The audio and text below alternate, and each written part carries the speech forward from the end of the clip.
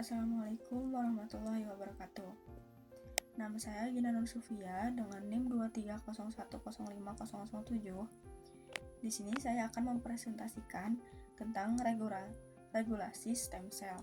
Poin-poin yang akan saya jelaskan berdasarkan sumber yaitu mengenai tentang latar belakangnya, ketentuan umum, tujuan, cakupan, perizinan, transparansi, indikasi, operasi, dan lokasi. Sumber yang pertama yaitu dari Permenkes nomor 32 tahun 2018 tentang penyelenggaraan pelayanan sel punca.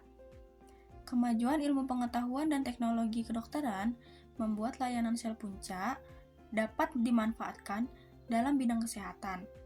Peraturan ini bertujuan untuk melaksanakan ketentuan pasal 70 ayat 3 Undang-Undang nomor 38 tahun 2009 tentang kesehatan. Sel punca mengacu pada sel-sel tubuh manusia yang mampu memperbarui diri dan berdiferensiasi. Sel adalah unit struktural dan fungsional terkecil dalam kehidupan sel. Layanan sel melibatkan prosedur media pengumpulan, penyimpanan, pemrosesan, dan pemberian terapeutik rujuk pasien kepada penerima sel induk.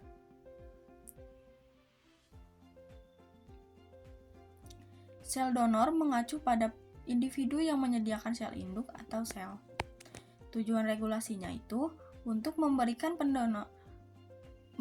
pedoman bagi fasilitas kesehatan sebagai penyelenggara pelayanan sel punca, memberikan perlindungan hukum bagi pasien, pendonor, dan fasilitas kesehatan yang terlibat dalam pelayanan sel punca atau sel.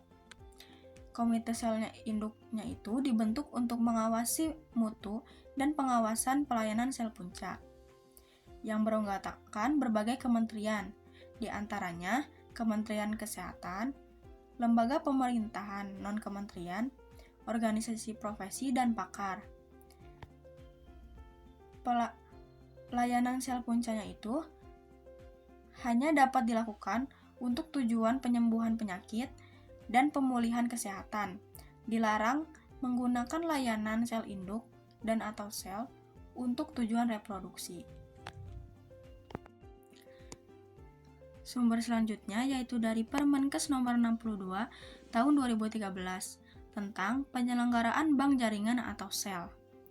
Peraturan ini menetapkan pedoman untuk mendirikan dan mengoperasikan bank jaringan atau sel. Tujuannya adalah untuk memastikan ketersediaan, kualitas, dan keamanan jaringan dan sel untuk transplantasi, sekaligus melindungi donor, penerima, dan masyarakat. Tujuan lainnya yaitu untuk mengatur pendirian dan pengoperasian bank jaringan atau sel. Cakupannya itu berlaku untuk semua bank jaringan atau sel, kecuali bank mata, bank darah, dan bank darah tali pusat. Untuk perizinannya itu, bank memerlukan izin untuk mendirikan dan beroperasi.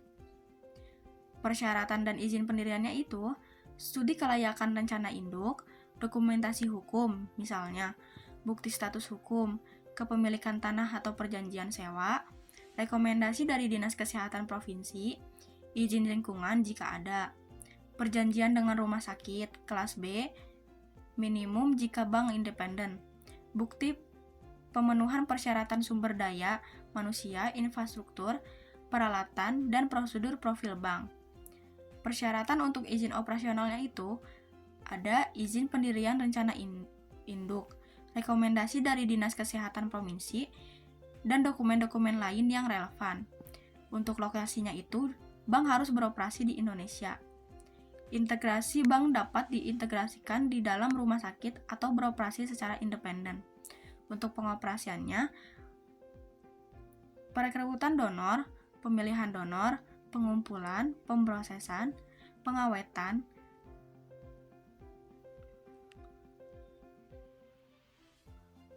pelabelan, dan sterilisasi jaringan atau sel. Pendistribusian kepada para profesional medis dan fasilitas penelitian manajemen kualitas dokumen. Sumber selanjutnya yaitu dari Permenkes nomor 50 tahun 2012 tentang laboratorium pengolahan sel punca untuk aplikasi klinis, yaitu di mana menguraikan peraturan untuk pendirian dan pengoperasian laboratorium pengolahan sel punca di Indonesia. Tujuannya itu untuk memastikan kualitas dan keamanan dalam penanganan sel punca untuk aplikasi klinis. Keberlakuannya itu berlaku untuk semua laboratorium yang memproses sel punca untuk penggunaan klinis di Indonesia. Persyaratan pendiriannya itu, laboratorium harus memenuhi persyaratan tertentu termasuk studi kelayakan, rencana terperinci untuk operasi laboratorium. Rencana induknya itu cetak biru yang komprehensif dari desain dan infrastruktur laboratorium. Dokumentasi hukum termasuk bukti status badan hukum, kepemilikan atau sewa properti, izin dan lisensi. Kualifikasi profesional, personal harus memenuhi persyaratan pendidikan dan pengalaman minimum. Untuk peralatan dan fasilitas, laboratorium harus dilengkapi dengan peralatan yang sesuai dan memenuhi standar fasilitas tertentu. Untuk perizinannya, sistem 2 tingkat, yaitu laboratorium memerlukan lisensi pendirian dan lisensi operasional. Untuk otoritas penerbit, yaitu pemerintah daerah mengeluarkan izin pendirian, sedangkan Kementerian Kesehatan mengeluarkan izin operasional. Untuk perpanjangannya itu, lisensi harus diperbarui secara berkala. Dan yang terakhir, standar operasional. Peraturan ini menetapkan persyaratan yang ketat untuk pengoperasian. Yang selanjutnya yaitu dari PMK nomor 48 tahun 2012 tentang penyelenggaraan bank sel punca darah tali pusat. Tujuan dari peraturan ini adalah untuk menjaga kualitas dan efektivitas bank sel punca darah tali pusat dan mendukung penelitian dan pengembangan. Peraturan ini juga memastikan kepastian hukum bagi klien dan operator. Persyaratan utama dari bank sel punca yaitu ada dari perizinan.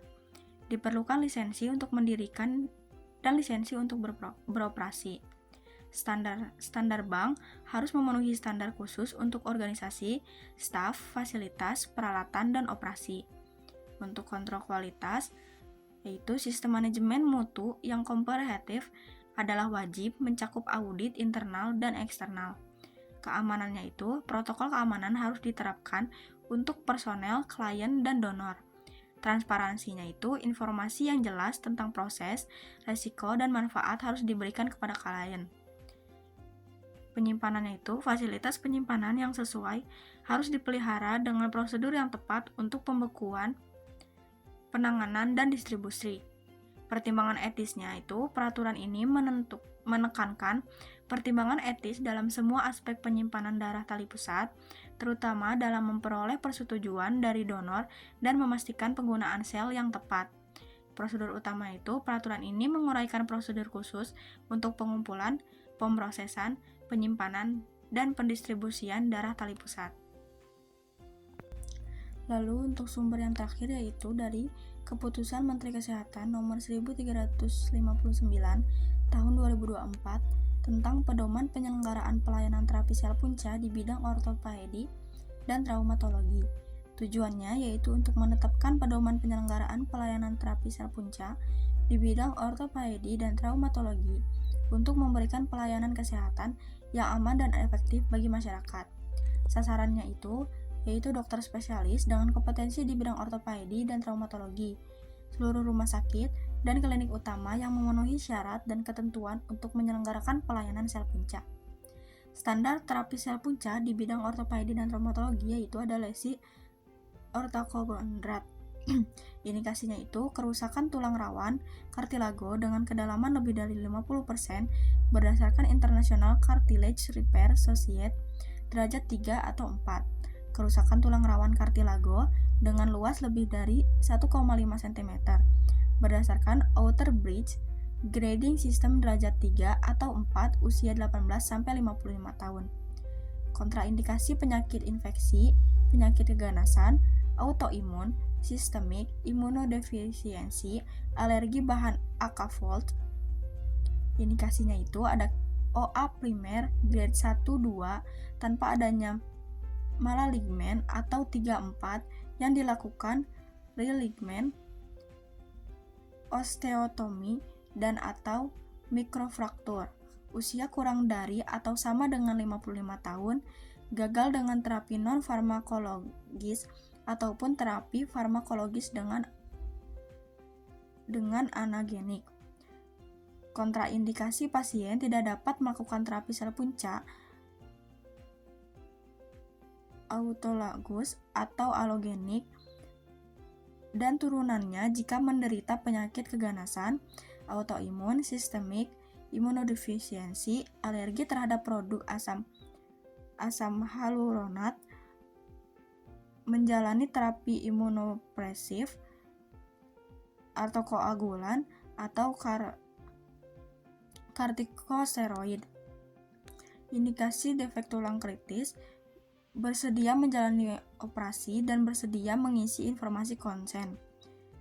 Kontraindikasi pasien tidak dapat dilakukan terapi sel punca jika memiliki fraktur patologis akibat keganasan tulang primer atau sekunder dengan defisit imunologis, sedang mendapat terapi imunopresan, sedang mendapat mobilitas terapi lain untuk gangguan penyembuhan.